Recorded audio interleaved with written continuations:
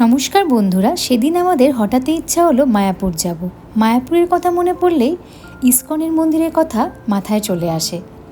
আমরা সেদিন সবাই মিলে বেরিয়ে পড়েছিলাম মায়াপুর ঘুরতে। এই ভিডিওটা আজকে আমি আপনাদের জন্য এনেছি কিভাবে আপনারা একদিনে সম্পূর্ণ মায়াপুর মন্দিরে ঘুরবেন, তার আশেপাশে মায়াপুরের আরও যে ছোট ছোট মন্দির আছে সেগুলো দেখবেন এবং ভোগের প্রসাদের বিবরণী ও তার সাথে কৃষ্ণ সেবার একটা অপূর্ব নিদর্শন।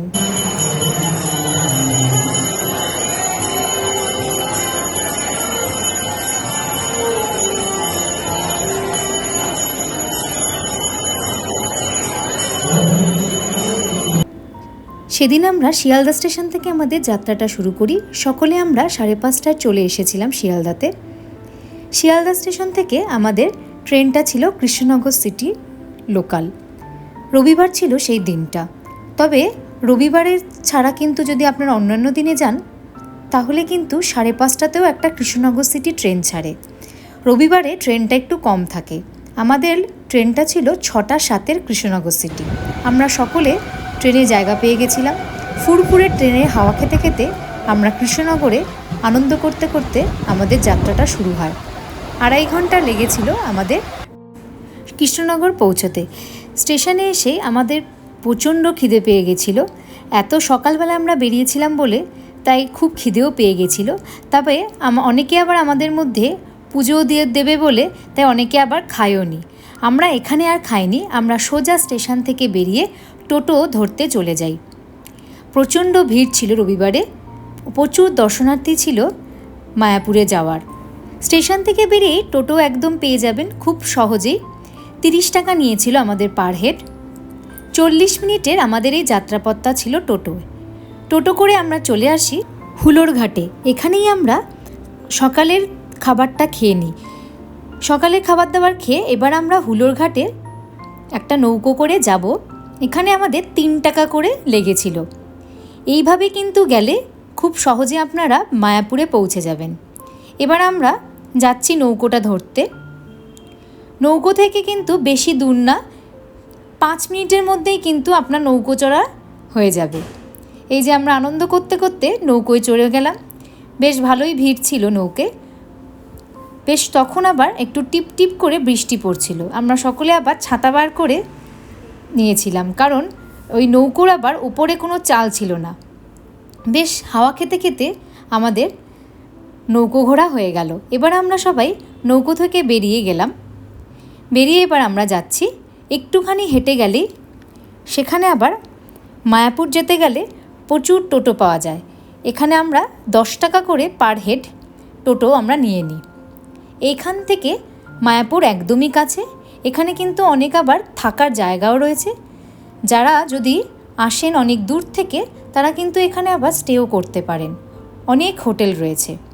7-8 মিনিটের মধ্যেই আমরা টোটো করে পৌঁছে গেলাম মায়াপুরে ইসকনের মন্দির ছাড়াও কিন্তু প্রচুর ছোট ছোট চারিধারে মন্দির রয়েছে। আর ইসকনের মন্দির কিন্তু অপূর্ব দেখার মতো একটা দর্শনীয় স্থান। চারিধারে এত সুন্দর পরিবেশ। চলুন এবার আমরা মন্দিরের ভিতর ঢুকে যাই। মন্দিরের ভিতরে ঢুকেই প্রথমেই দেখতে পাবেন অনেকগুলো খাওয়ারের কুপনের কাউন্টার রয়েছে। আমরা কুপনটা কেটে নিই, বিভিন্ন প্রাইজের রয়েছে। আমরা গদাভবন বুথ কাউন্টার থেকে কুপনটা কাটি 80 টাকা পার প্লেট। প্রসাদের টিকিট কেটে 5 মিনিট মতো হেঁটেই পৌঁছে যাবেন মেইন মন্দিরে। মন্দিরের ভিতর প্রবেশ করছি। বেশ অনেকটা বড় বিস্তৃত এরিয়া জুড়ে আমরা হাঁটতে হাঁটতে মন্দিরের ভিতর যাই। আর যেতে যেতেই দেখুন কিছু ফরেনার্স এরকম গান করছেন। তারা একদমই পুরোপুরিভাবে বৈষ্ণব ধর্ম নিয়ে নিয়েছেন। চারিধারে শুধু কৃষ্ণের নাম কীর্তন, মনটা যেন একদম শান্ত হয়ে যাবে। অপূর্ব এই দৃশ্য, না আসলে কিন্তু আপনারা কখনোই উপভোগ করতে পারবেন না। এটা দেখতে পাচ্ছেন, এটা মন্দিরের একদম ভিতরে নরসিংহ দেবের মূর্তি। ইসকন মন্দিরের ভিতরে সবসময় কৃষ্ণের নাম কীর্তন হচ্ছে। ভোর 4:30 থেকে 5টার মধ্যে মঙ্গল আরতি হয়ে যায়। 5:30টায় হয় দর্শন আরতি। তারপরে ভোর 7:30টায় শিলা প্রভুপদ গুরু পূজা হয়। ভোগ আরতি হয় 12টায়। মন্দির কিন্তু বন্ধ হয়ে যায় 1টার মধ্যে। মন্দির বন্ধ হওয়ার আগেই কিন্তু আপনাদেরকে ভোগের কুপনের কেটে নিতে হবে। আমরা যেই ট্রেনে এসেছিলাম মোটামুটি আমাদের পৌঁছতে 10টা বেজে গেছিলো। তারপরেই আমরা কুপনটা কেটে নিয়ে তারপরে মন্দিরের ভিতর ঢুকি, কৃষ্ণের নাম কীর্তন শুনি, তারপর আমরা ভোগের লাইনে দাঁড়াই। তবে ভোগের লাইনটা দেখতে পাচ্ছেন ঠিক এই রকমভাবে খুব সিস্টেমেটিক্যালি ওরা কিন্তু করেন। 2টোর পর থেকে ভোগ খাওয়া শুরু হয়ে যায়। আমরা সকলে এভাবে দাঁড়িয়ে পড়েছিলাম, লাইন দিয়ে যাচ্ছি ভোগের জায়গায়। তবে মন্দির কিন্তু বন্ধুরা আপনাদের বলে দিই আবার বিকেল 4টের সময় খুলে যায়। সন্ধ্যা আরতি হয় কিন্তু 6:30টার সময়, আর ভগবদ্গীতার ক্লাস হয় সেটা হয় 7:45টার সময়। মন্দির বন্ধ হয়ে যায় 8:30টায়। বিশাল বড় সুব্যবস্থা রয়েছে দর্শনার্থীদের জন্য ভোগ খাওয়ার। আমরা সকলে লাইন দিয়ে একের পর এক যেতে থাকি ভোগের জায়গায়। ভোগের জায়গায় কিন্তু আপনারা ক্যামেরা বা মোবাইল নিয়ে যেতে পারবেন, তবে মন্দিরের ভিতরে কিন্তু ক্যামেরা মোবাইল নিয়ে যাওয়া নিষেধ ছিল। আমরা সেগুলো সব জমা করেই গেছিলাম। চলুন আপনাদের একটু দেখিয়ে দিই ভোগের নিদর্শনটা। এইভাবে আমাদের থালার মধ্যে একটা শালপাতা দিয়ে দিয়েছিল, এভাবে আমরা লাইন দিয়ে দিয়ে প্রথমে ভাত দিয়ে দেয় আমাদের, তারপরে ছিল ডাল, সম্পূর্ণটাই ছিল এক নিরামিষ। তারপর একটা নিরামিষ তরকারি ছিল, পনির, বেবিকর্ন আরও সমস্ত সবজি দিয়ে একটা ভেজ তরকারি। তারপরে ছিল একদম হাতের তাওয়া রুটি, মানে হাতে করা একদম তাওয়া রুটি। তার সাথে ছিল রুটির সাথে রুটি দিয়ে খাওয়ার জন্য ঘুগনি। তারপরে একটা পাতায় দিয়ে দিচ্ছে পায়েস, আর তার সাথে একটা বেগুনি ছিল। এই অমৃত ভোগ নিয়ে আমরা বসে পড়লাম ভোগ খাওয়ার জায়গায়।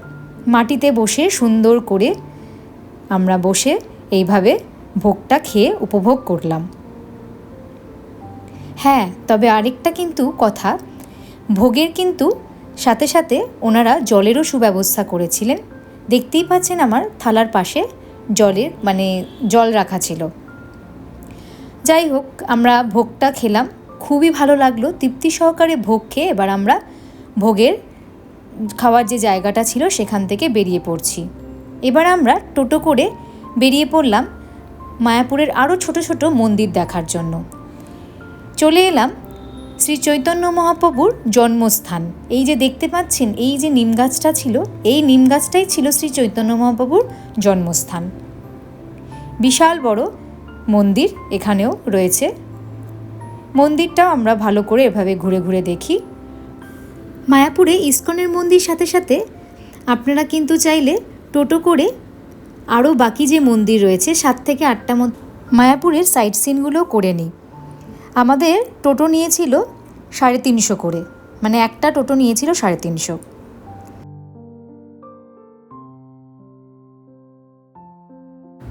বন্ধুরা, আপনারা যদি কেউ একদিনে মায়াপুর ঘুরতে চান তাহলে কিন্তু ভোরবেলায়, মানে খুব ভোরে বাড়ি থেকে বেরোলেই কিন্তু মায়াপুরের মন্দির ঘুরে পুজো দিয়ে তার সাথে সাথে আপনারা সাইট সিনটাও করে নিতে পারবেন। আমরাও সেটাই করেছিলাম। আমরা সম্পূর্ণটা সাইট সিন কমপ্লিট করে আবার সন্ধ্যা আরতিটা দেখে 8:30 থেকে বিদায় জানিয়ে বাড়ির দিকে রওনা হলাম। ভিডিওটা আজ আমার এখানেই শেষ হলো। ভিডিওটা ভালো লেগে থাকলে অবশ্যই একটা লাইক করবেন, শেয়ার করবেন আর সাবস্ক্রাইব করে দেবেন।